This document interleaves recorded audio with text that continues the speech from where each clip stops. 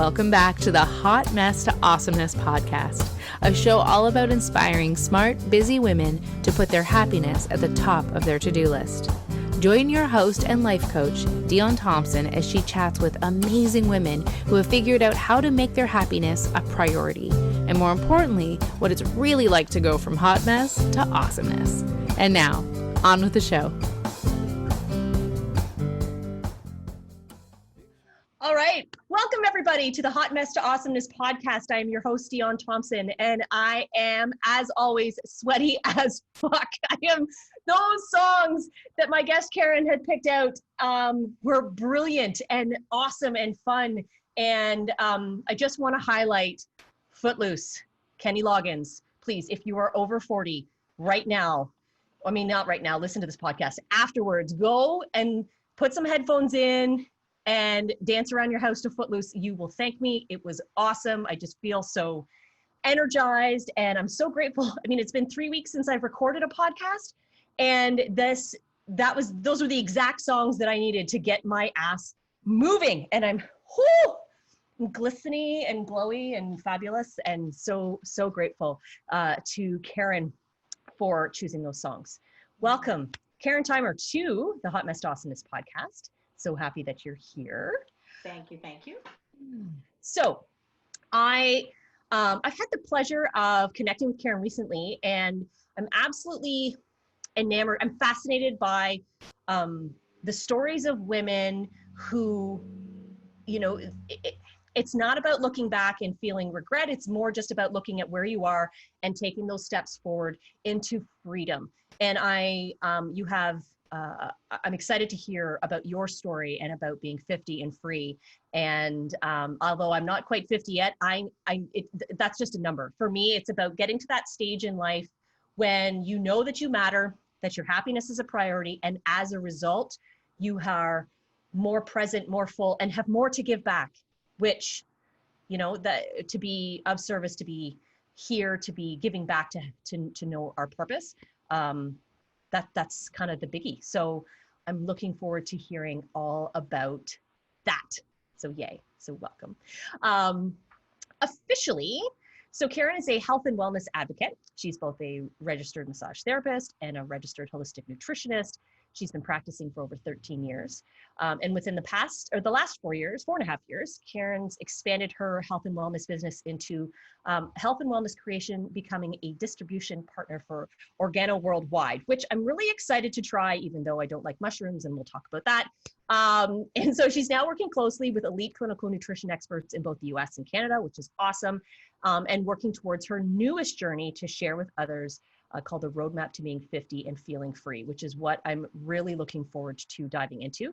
And this is to help inspire and motivate women that there is life after 50, which, like I said, as a number, it's a pretty prominent one.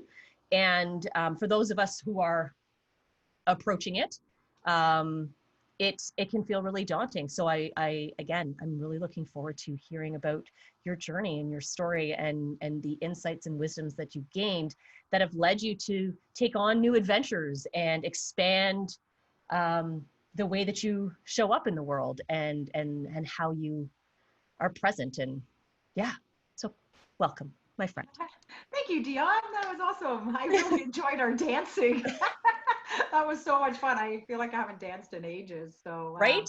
Yeah. So thank you for having me here today and sharing my story.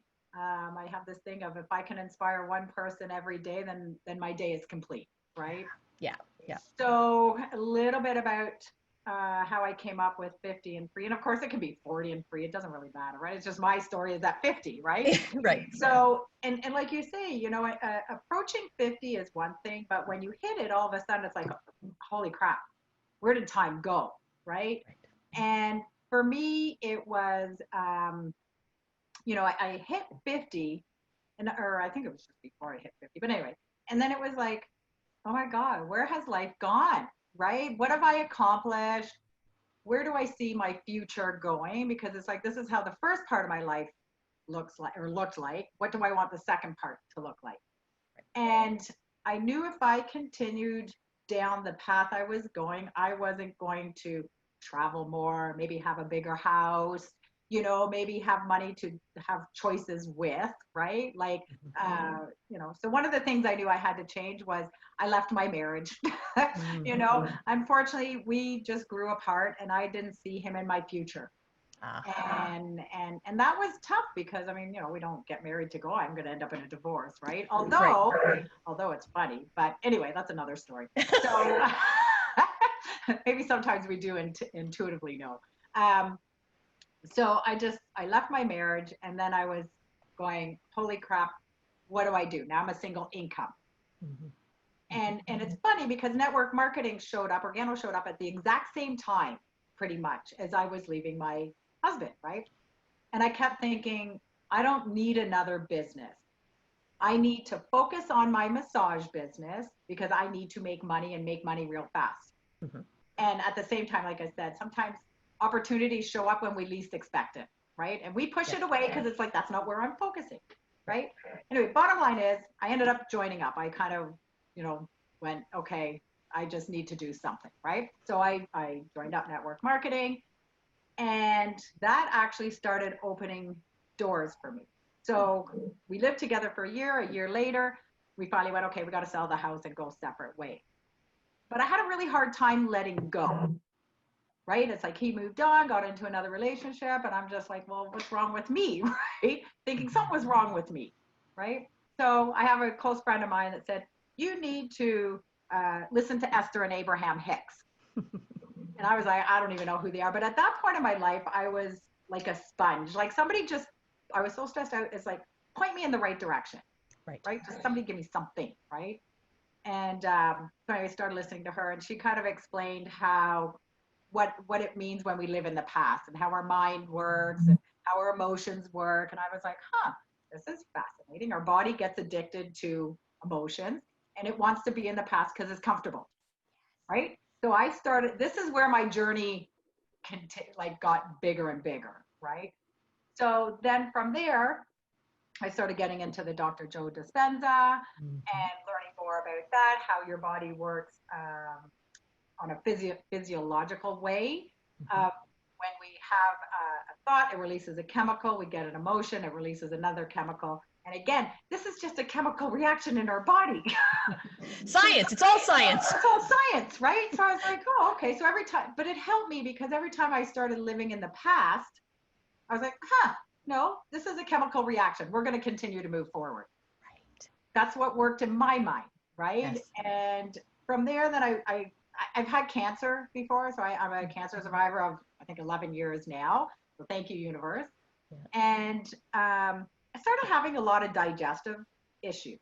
And I kept going, I was afraid of getting cancer again because I was lucky with cancer to get rid of, right? So, and it was a blessing in my life, actually. And so from there, I got into, a friend of mine said, you need plant medicine. I was like, oh, what's plant medicine, right? So you need ayahuasca. I'm like, I don't even know what that is, right? Anyway, so plant medicine. So I finally got into it and started doing my research and everything, and it literally changed my life. So all these little tips, all these tricks, it's really about getting rid of stuck emotions that don't serve us anymore. And this is what I've really learned through this journey is get rid of lineage stuff, because frankly, most of the stuff we carry isn't even ours. Right. So our cells hold on to memory. Whose memory is it? Where do you think anxiety and depression comes from, right? It's not ours, personally. Right. It comes from generations back. So what my journey is about, purging out, getting rid of these stuck emotions that don't serve us anymore, so I can become into my awesomeness. Yes. Right? So this is what my journey has done. It's taught me awareness. It's taught me when a negative emotion comes up, it's teaching me I'm not in alignment with what I'm doing. And it's also teaching me that it's a lesson. It's like, what is my lesson that I have to learn? What old programming do I need to get rid of? And that's actually been amplified a little bit lately, but that's okay. It's because I'm moving into a new direction in my business. So I'm being challenged, right? So the old me would be like, I'm scared, I'm scared, I'm scared. I'm getting that heart palpitation. Maybe this isn't right for me. Maybe I'm not good enough. Who's going to listen to me? Chatter, chatter, chatter. Yep. I was like, no, I am good enough. I am going to get through this. I'm going to have my anxiety about it, but I know it's about getting me.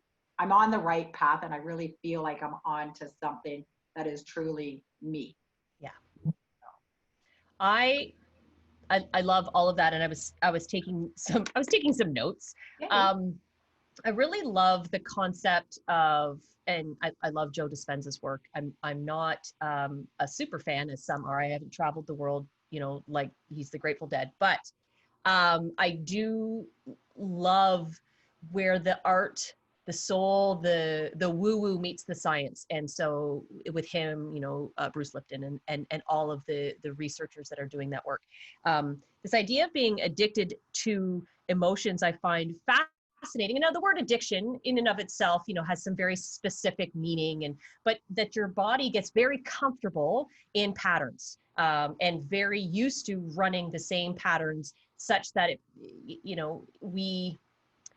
it's our default, right? So I default to anger, and then I release the chemicals for anger. My body feels and goes, oh, okay, yep, I'm used to this, so I'm comfortable here, even though it is uncomfortable. But our body is used to it, and it becomes this, well, that's where I'm supposed to be. That's where we start calibrating to, like as if that is our center, where it's really just been a habit, or it's a pattern that we've created, and we've been continuously doing it over and over again. And I've been doing a lot of reading and a lot of investigating personally in this idea of sort of embodied mindfulness, and the way that we hold ourselves in physical space is also part of the habit of holding on to these emotions that aren't serving us. So this may sound very strange, but when I get stressed out or I feel like I'm out of control, so say these were my feet, my right foot turns on its side, which is in and of itself a neutral, innocuous action, but it has been connected to stress. So if I turn my foot on its side, I can release stress into my body. Like it goes both ways. And so now I'm much more conscious of it. I'm like, put your foot down, take a breath, change the emotional state, change the physical state. I find it very powerful. And I think what you were saying about listening and sort of being like that observer going, oh, this is a pattern. This is an old program. Yeah, no thanks. I don't have to run it. Because it exists doesn't make it my truth. Because it was there doesn't make it me. I have choices. And for me, this idea of freedom is about acknowledging at that stage in our lives, which for many of us, it's like after 30, after 40, that we do have choices. We just felt for so long that we didn't. It was just happening, like you said, epigenetically. So generationally, it's just been, this is just the way that life is. This is how I exist. I get angry when this happens. I feel depressed when this happens. I scream when this happens. because that's what we've always done. And that's what we will always do. Kind of, it just is. It's the truths of life.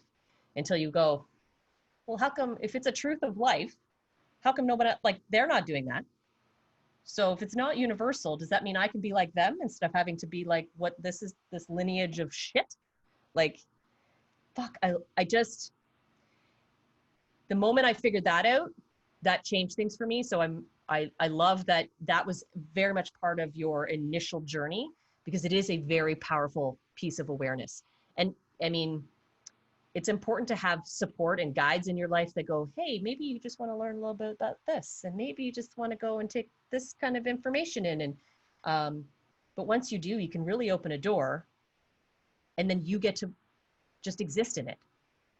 So tell us more about that. Tell us about when you stepped into that space and you're now using these strategies of, that's old, don't want it. What has been some of the impact that you've seen? Some of the gains, like as you reflect back and go, oh, well, that's a lot different than it used to be. What would you say has sort of been those biggest aha moments? Or I'm going to give you my recent one, because I feel like there's a lot of aha moments. So yeah, because again, I'm going to bring back to, because I'm expanding my business, I'm rebranding myself. There's a lot of fears around it, right? Like, of like, again, it's old programming, not good enough, didn't have a university degree, whatever, right? So, but I'm going to give you an example, because a couple of weeks ago, I was doing a podcast. I was being a guest again, and I had to write a bio. Maybe this might have even been 3 weeks ago, and I had to write a bio, and I was like, oh my God. And I stressed about it. And I stressed about it because I'm like, I don't know how to write a bio, right? So, I mean, what am I going to, like, I don't know what to say, right? So from there, I spiraled and I started having wicked anxiety around this, right? Heart palpitations, feeling anxious, feeling all these emotions, right? And this went on for 5 hours of this. Now, at the same time, my dog is very sensitive to my emotions. So at the same time, I'm getting anxiety and frustrated over a bio. He's whining, he's barking, he's driving me crazy. And I'm just like, just shut up, right? I love my dog, but when he gets like that, it's like, I don't love him as much, right? But anyway, so, and all of a sudden I felt this anger just coming up, and I took my phone and I was just like, fudge, right? And I smashed my phone on the ground because I needed to move this energy. I didn't like it. It was either that or I was gonna, like, I felt like I could have hit a wall, right? Mm-hmm. Well, then I break a hand, and then I can't massage, and then I don't want to hurt me, right? So I'll hurt the phone. And then I laughed because I smashed the phone on the ground, and I was like, and then I sat there and I started laughing, and I'm going, huh, I guess I have some anger that needs to be moved, right? Because I was like, because sometimes I've had people say to me, Karen, what do you do to move anger? And I'm like, I don't have anger. No, I'm just really good at bearing it, right? Which I didn't realize till recently. So anyway, so then I'm like, damn, I hope I didn't break my phone, because that would have really sucked, right? Phone's fine, everybody's fine. I'm actually laughing now because of this energy, right? So I'm like, okay, maybe I need to journal this out, whatever it is. It's just the bio, right? Like, look it up on YouTube, look it up on the internet, see what other people's bio. But it was my own old programming. So what happened was, it's like, okay, I better journal this out. I'm a huge fan of journaling because it gets me to my answers faster, right? Like, it's like, hey, wait. Did everybody hear that? Gets you to your answers faster. Okay. Please keep going. Yes, my friend taught me that, because I fought journaling for the longest time, because I'm like, I don't know what to write. I don't know this, but just write that down, right? So what she did teach me is, don't worry about the why. Like, who cares about the why this, why that? Just go, what do I need to do to make this icky feeling go away? That's it, right? So anyway, I journaled it out. And after journaling it, because you have to be honest in your journal, not sugarcoat it. This is your journal.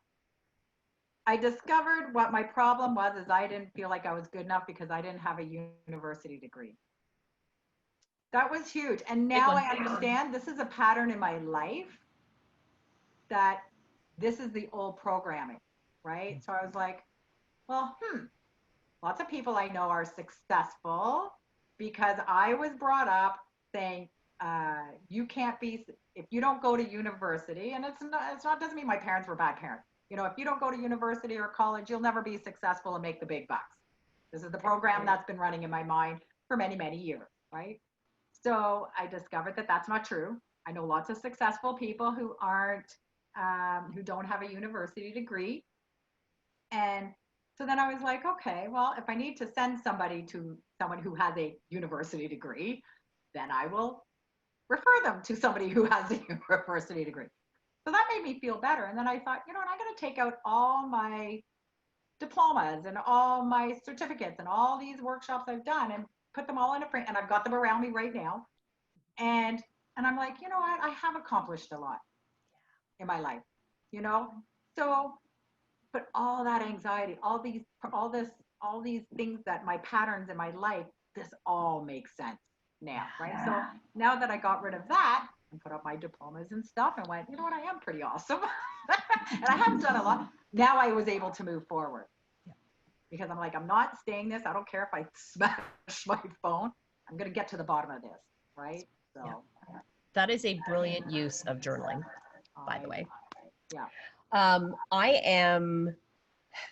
such a huge advocate of that moment when we look beyond the current narrative that we've been holding on to so tightly, the self-identifier, right?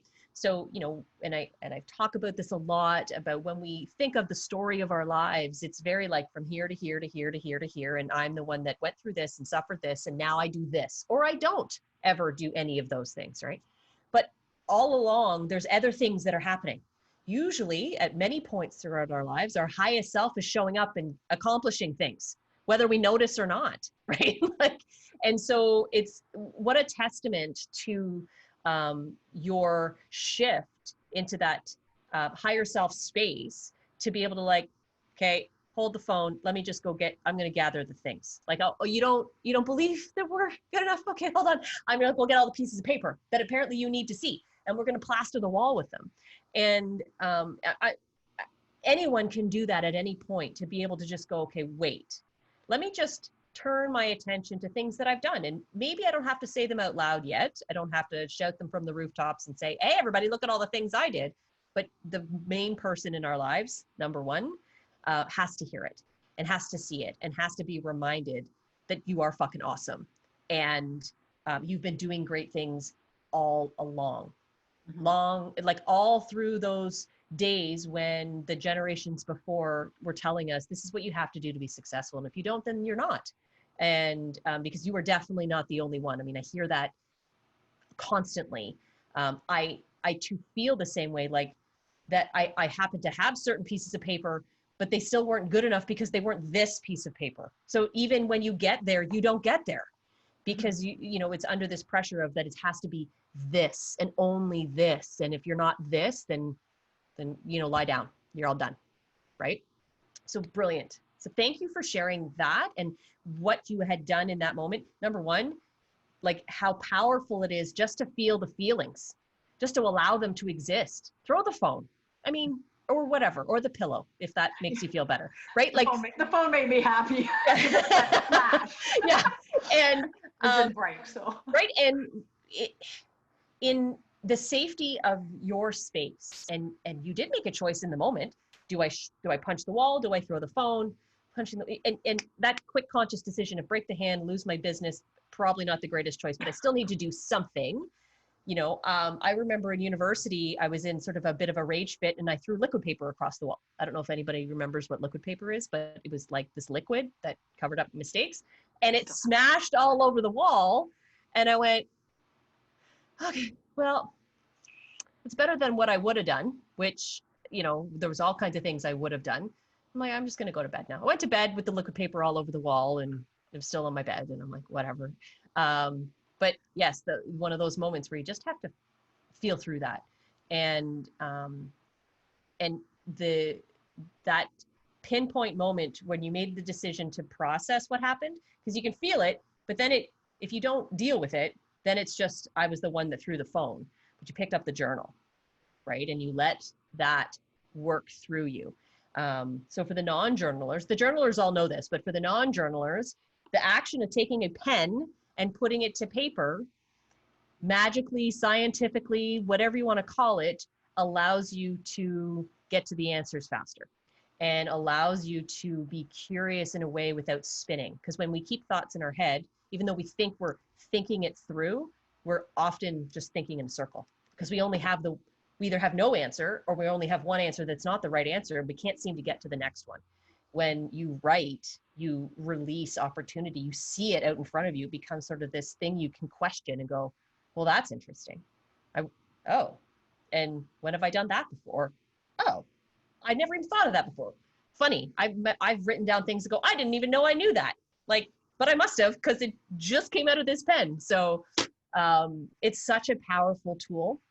And just to stay on journaling for another second. So for those of you who are contemplating journaling, I recommend you start the process when you're not feeling shitty. Right? So if a lot of people are like, I don't know how to journal, and then when I go to do it, I'm angry, I'm depressed, I'm sad, and you can't get unstuck because you haven't built the tools to do that. But to be either starting like a gratitude journal or even just a reflect on my day journal, and when you're feeling good, you start to get into the habit of writing out your thoughts and seeing good things happen on paper. That when you write down stuff when you're in the pit of anger, you have a habit of going to the good. You get out all the crap, and then you go, but there's more to this. I can get to another level. Is this where I want to stay? What would I like instead? All of those things, right? Again, like anything, if you've never done it before, it can feel really challenging. So give yourself a leg up and start it when you feel good, and just get into the habit that way. And then when you feel shitty, you'll naturally just grab the journal, not even really think about it, and out will come. So thank you for that beautiful story. And as I'm envisioning that happening, I'm giggling and I'm excited for you all at the same time. and I'm really looking forward to how you're expanding your world, through the body work that you do, as it were, and the energy work and the plant work, and now sharing your story. And I think it's really powerful, and I'm grateful that you are here now sharing it with us. So yay. Yay, yeah. I'm excited because, one of the things I want to do down the road is be a motivational speaker. Mm-hmm. And I feel like I'm learning that it's the stepping stones to get there. This is to enjoy the journey to get there, because I always want things yesterday. I remember my parents used to, but you always want things right away. And I'm like, yeah, what? It doesn't work like that. But so me expanding my business is part of it, is inspiring people and getting on the podcast and interviews and stuff. And I'm creating some programs around the 50 and free, and, having freedom to the life that you deserve, right? And just simple tips. I'm a big fan of making things simple. Yes. Right? Who likes to do? I mean, we can do hard things. Thank you, Glennon Doyle, for that beautiful quote. We can do hard things, but we don't always have to do hard things. Like, things are allowed to be easy and still be good. Mm-hmm. And so for a lot of us that are like, grow up under if it's not hard, it's not valuable. If you didn't work for it, it's not worth talking about. Like, no, you can do something that's simple and easy and effective and powerful and transformational. Yeah. Right. So I love that. Yeah. Love that. Yeah. So I'm excited. Expanding. I don't think we're meant to have one career for our life, right? I think we just need to keep growing into our own, keep doing. It's like, I love my friends who are two shamans who run a retreat that I like to go to. And they're always saying, your healing is my healing and my healing is your healing. Yes. And I truly, truly believe that, because for me, it's like, the more I heal, I feel like the more I can help others heal as well. Yeah. Right? So. And that is a huge part of, for so many of us that are stepping into this idea of, we can put ourselves first. We can be happy, we can be free. And before we hit that decision point, a lot of us get stuck in that's selfish, right? There's this word out there that it's selfish. And I'm responsible, and people are depending on me. And what I think freedom means, and for many of us it's 50, because that's a pretty pinnacle year. It could be 40. Whenever you hit it, it comes after having lived a life where you felt like it wasn't yours. And then you get to this space and go, oh, when I put myself first, there's more. Like, there's more to give. And it's very reciprocal. So although I'm turning inwards and filling the cup, if you will, it's having a ripple effect on everyone around me in a really positive way. Not only do they feel like they have permission to do the same, but as a result, my energy shifts, your energy is shifted, and the people around you benefit, right? So I think there's a huge lesson there. So for those individuals out there who are still feeling like, well, it's selfish, and I'm supposed to do all these things. It's not that it's selfless. It's a fulsome act. It's a very reciprocal act to put yourself first, to give to yourself first. And the impact is more than when you give from that empty cup. And I think that it's, to me, your energy is very giving, and yet you're doing for yourself, right? You're expanding your business for you, and the impact is for us. It's brilliant. Thank you. Yeah. Thank you. Yeah. Awesome. See, we got to enjoy life, right? We only got one life to live. We really do. Yeah. And it's funny because I'll hear people and they'll talk about retirement. I'm like, I never want to retire because I love what I do. Right. Right. So. I mean, I'm fascinated by the concept. And I mean, I think it has to do with what we think retirement is. Because I want to be living my best life at all times. At the same time, I want to still be living my best life when I'm 70. So, Yeah. you know, there's still planning that's involved. It doesn't mean, for me, it doesn't mean about all or nothing. Like I do nothing now so I can do stuff later. And I don't do everything now so I can do nothing later, right? It's about finding that sustainable pace and that sustainable capacity for abundance and to receive and continue to show up. And for those of us who do, you know, this connection type work is to continue to show up and give. And, you know, if I was doing a labor intensive job, I may feel there might be a day that I would like to not do that anymore. But for those of us who are, you know, giving of ourselves, I can't retire from that. I can't retire from being me and showing up in the world. So, right. So however we perceive retirement is, I mean, it's dependent upon, you know, how you put yourself out there. So. This is true. This is true. So I don't want you to retire either, is my point. No, I don't plan on retiring anytime soon. Unless I'm having a nap, that kind of retires.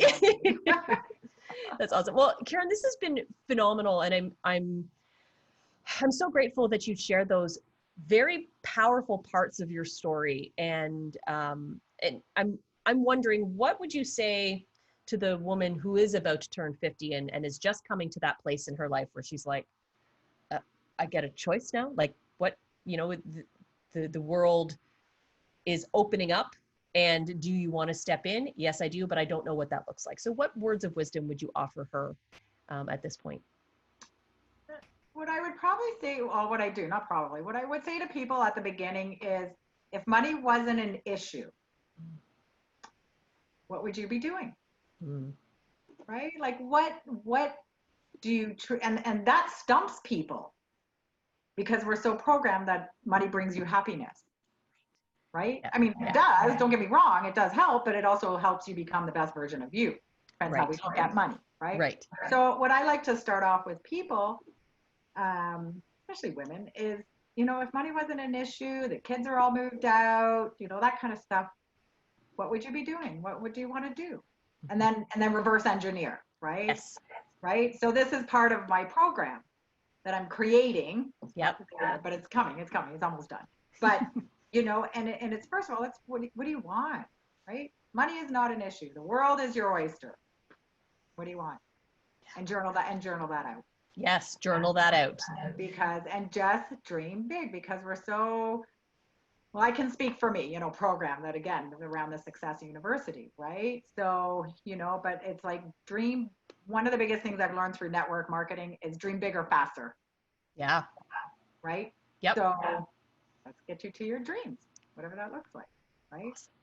Thank you. That's brilliant. I love that. If money, and you know, I've heard that before, but when you're at that space, that's an ideal question for that moment in time, right? Mm-hmm. Because like you said, you know, the other parts of your lives, have started to slow down, or they're not existent anymore. Your kids are gone, they're doing their thing. And if there's a separation or something of like that occurs, like, well, then what is it that you really want to do? And I know every person I've ever asked, what do you want? They go, I don't know.